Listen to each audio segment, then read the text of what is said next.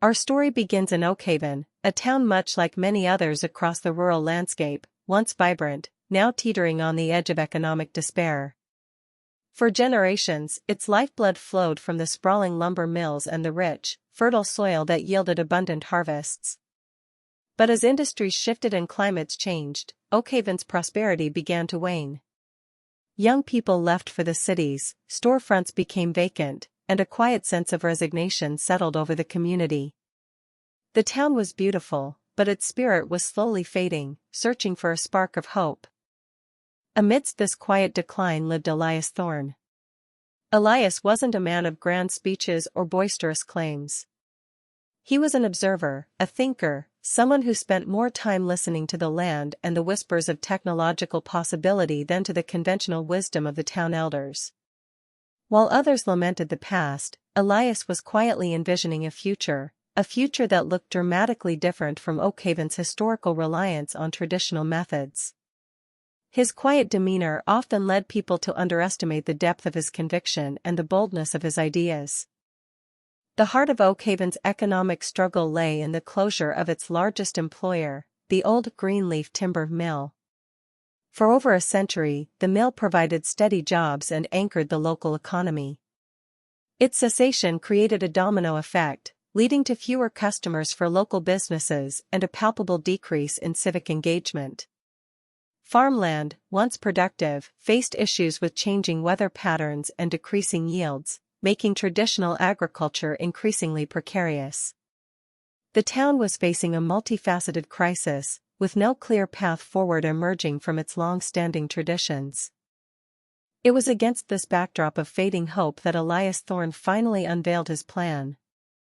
He proposed transforming the vast, disused lot where the old Greenleaf timber mill once stood, a symbol of Oakhaven's past, into something entirely new, a state-of-the-art vertical farm.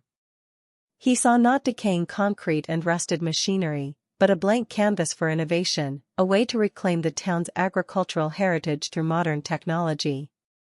His vision was bold, unconventional, and to many, utterly bewildering, suggesting a path few in Oakhaven had ever considered. But what exactly is vertical farming? Simply put, it's the practice of growing crops in vertically stacked layers, often indoors. Think of it like a multi-story building where each floor is a farm field.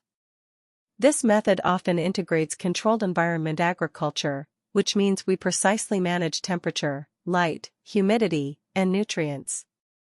Unlike traditional farming that uses vast tracts of land, vertical farms can be built in urban areas or on industrial sites, using a fraction of the water and often no pesticides, creating fresh produce year-round, regardless of external weather conditions. It's an incredibly efficient way to grow food. When Elias presented his idea at the town hall meeting, the reaction was swift and, for him, disheartening. Whispers of folly and waste of money rippled through the room. The concept of growing food indoors, without soil, under artificial lights, seemed alien and absurd to many who had tilled the land for generations. "That's not farming," one voice boomed from the back. The initial response wasn't just skepticism, it was a profound disbelief that bordered on ridicule. It challenged every notion they had about agriculture and progress, making it hard for them to accept. The laughter wasn't malicious, perhaps, but it was certainly dismissive. "We're farmers, Elias, not scientists building space stations," joked Old Man Hemlock, a respected elder. "Are we going to grow square tomatoes that taste like plastic?" chimed in another, eliciting more chuckles. This wasn't just about a new business, it felt like a direct challenge to their identity, their traditions, their very understanding of what it meant to live in Oakhaven. The sentiment was clear: Elias's vision was too far-fetched, too modern, too expensive, and ultimately, not for them. It seemed an insurmountable barrier. Despite the jokes and the doubt, Elias Thorne did not waver.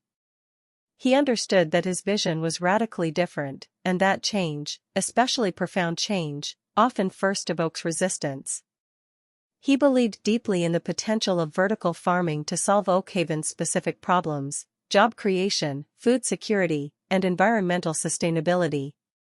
He knew it wouldn't be easy to convince people, but he possessed an internal fortitude that few recognized. The town's skepticism only fueled his resolve to prove them wrong, not out of spite, but out of a genuine belief in Oakhaven's future. Without immediate community support, Elias decided to start small. He cleared out his own old and used barn, transforming it into a makeshift laboratory. He invested his life savings, carefully installing basic hydroponic systems and experimenting with different crops. Hydroponics, a core component of vertical farming, is a method of growing plants using mineral nutrient solutions in water, without soil. This allowed him to test his theories, refine his techniques, and grow small batches of produce. It was slow, arduous work, often stretching late into the night, but each sprouting seed was a small victory. Securing funding for a project as unconventional as a vertical farm in a declining rural town proved to be an immense challenge. Traditional banks were hesitant, seeing it as too risky, lacking a proven track record in the region. Elias faced countless rejections, each one a blow to his financial resources and his spirit. The initial estimates for a full-scale facility were daunting, requiring a substantial capital injection that seemed impossible to find. He learned that passion alone, while powerful, often isn't enough to open the doors of venture capital, especially for disruptive ideas. He needed more than just a good idea, he needed a compelling financial model. Beyond funding, Elias encountered a myriad of technical challenges. Optimizing light spectrums for different plants, managing nutrient solutions, controlling humidity to prevent disease, and designing efficient water recirculation systems were complex problems requiring scientific knowledge and innovative engineering. He immersed himself in online courses, scientific papers, and forums, teaching himself advanced agricultural techniques. It was a steep learning curve, a relentless process of trial and error.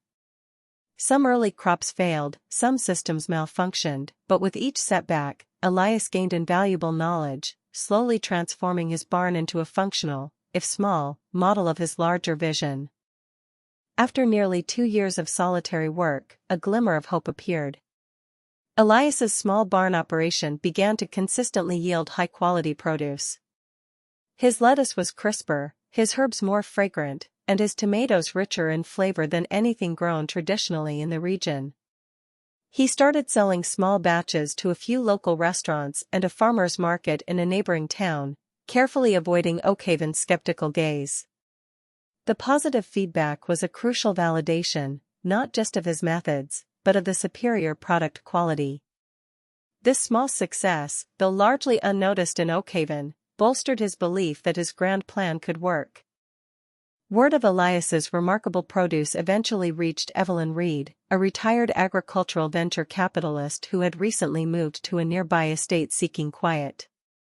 Intrigued by the rumors, she visited his barn, initially expecting little. What she found, however, was a meticulously run, small-scale operation producing exceptional results, overseen by a man of profound dedication and quiet brilliance.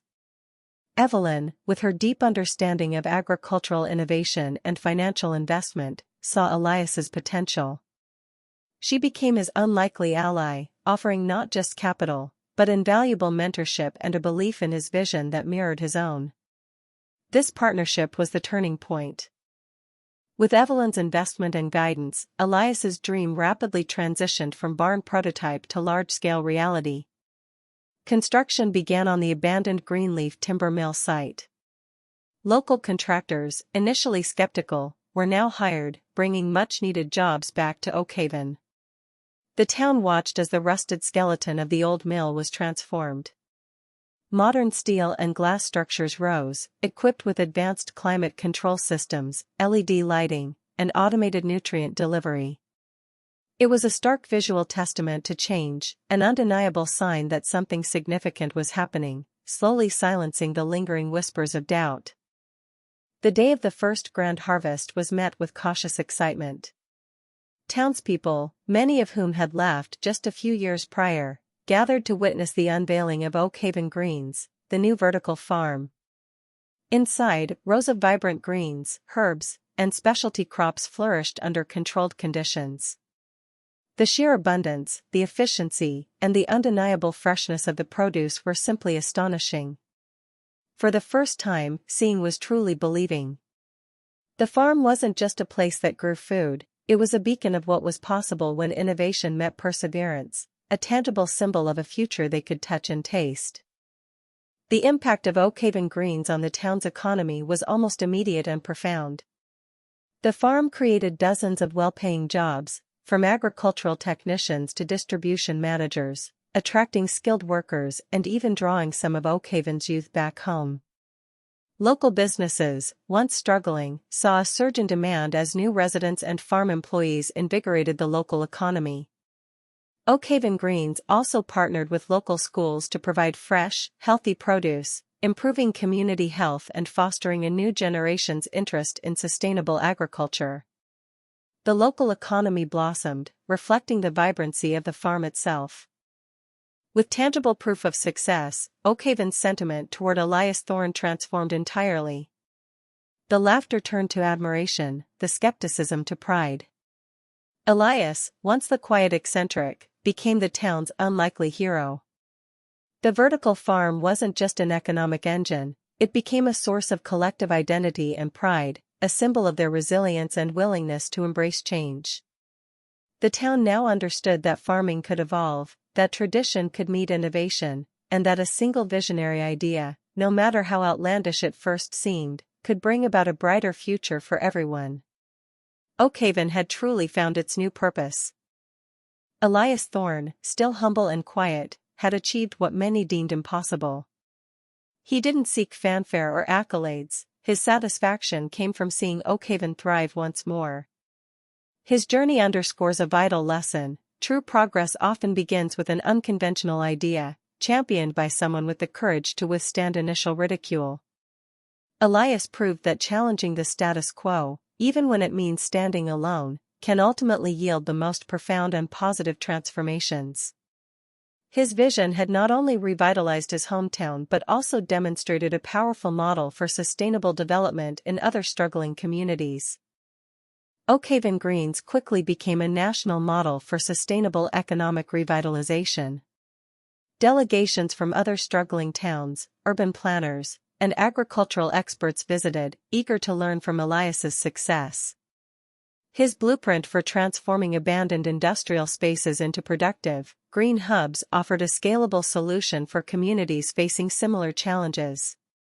The story of Oak Haven, a town that once laughed, became a testament to the power of human ingenuity and the potential for innovative solutions to breathe new life into old places. Elias's plan wasn't just about farming, it was about reimagining a future where sustainability and prosperity could coexist, creating a ripple effect of hope. The enduring legacy of Elias Thorne's plan is not just the vertical farm itself, but the renewed spirit of Oak Haven. It taught a community that innovation isn't something to fear, but a tool to embrace for growth. It showed that even the quietest voices can hold the most transformative ideas. And it reminds us all that progress often looks different from what we expect, requiring courage, perseverance, and an open mind.